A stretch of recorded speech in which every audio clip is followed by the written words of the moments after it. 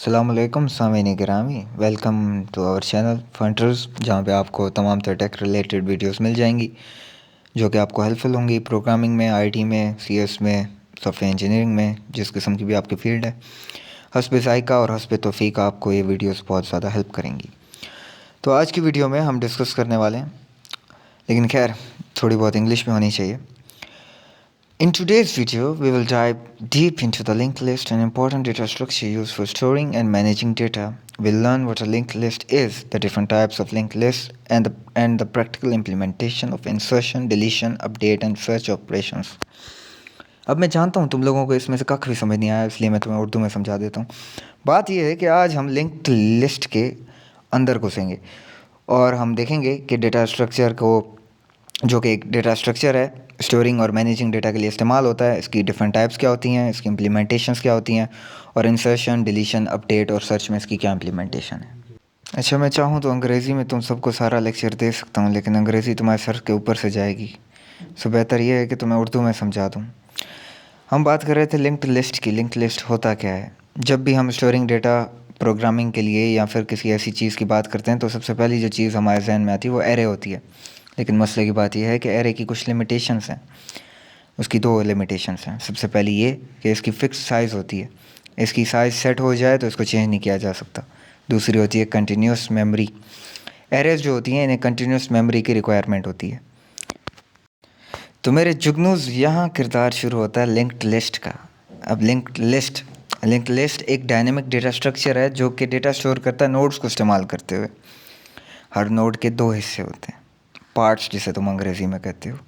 पहला डेटा जो कि एक्चुअल इंफॉर्मेशन को स्टोर करता है, यानी असल मुद्दे को स्टोर करता है। दूसरा होता है पॉइंटर जो कि पॉइंट करता है नेक्स्ट नोड की तरफ लिस्ट में।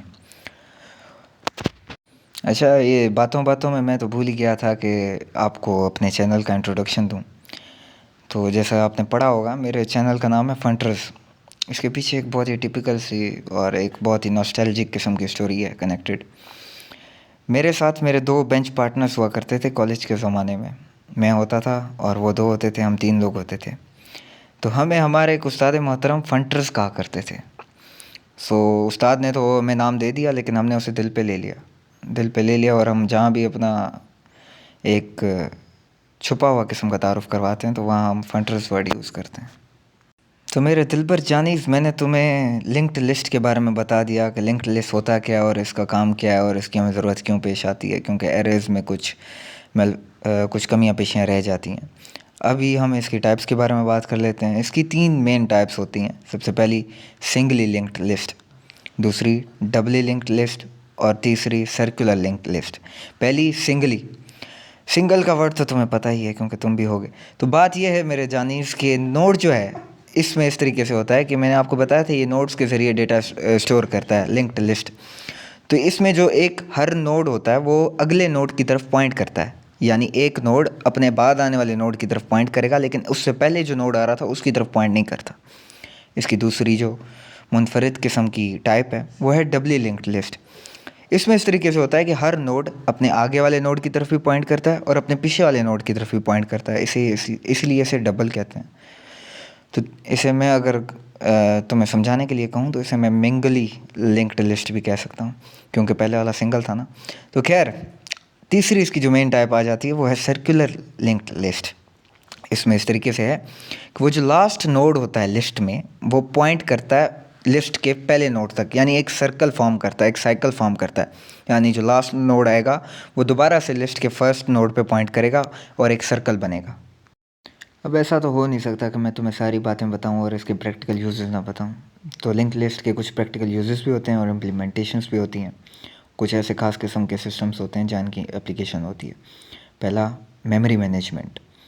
मेमोरी मैनेजमेंट यहाँ उस सेंस में कि जहाँ भी डाटा की एलोकेशन या डी एलोकेशन करनी हो तो वहाँ हम लिंक्ड लिस्ट यूज़ कर सकते हैं।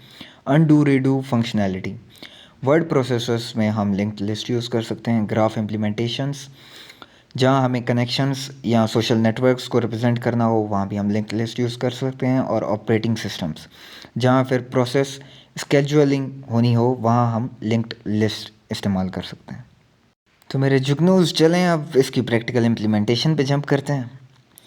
अब आपको अपनी स्क्रीन पर कुछ कोड्स नज़र आ रहे होंगे जो कि पाइथन या सी प्लस प्लस में बने हुए हैं। इसमें मैंने आपको डेमोस्ट्रेशन दिखाई है कि आप इसको किस तरीके से इंसर्ट कर सकते हैं, डेटा को डिलीट कर सकते हैं, सर्च कर सकते हैं, अपडेट कर सकते हैं।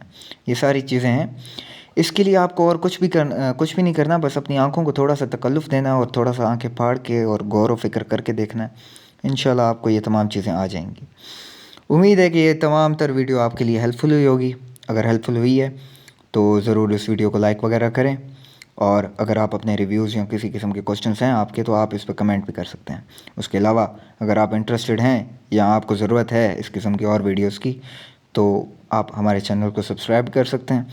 इसमें फ़ायदा आप ही का है, लेकिन खैर वो आपकी अपनी मर्ज़ी है। शुक्रिया, मिलते हैं किसी और वीडियो में।